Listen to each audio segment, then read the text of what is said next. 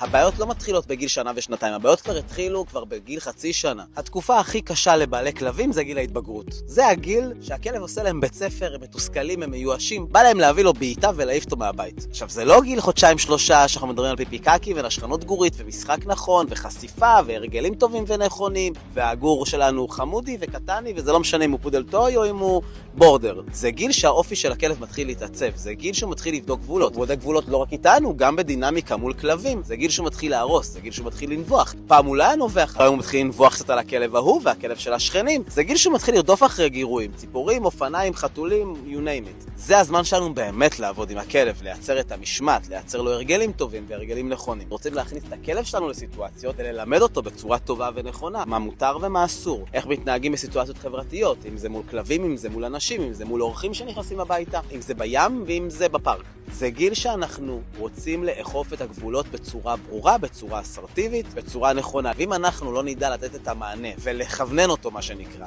אז יש לנו ככה בעיות התנהגות. למזלכם, הכל בר שינוי.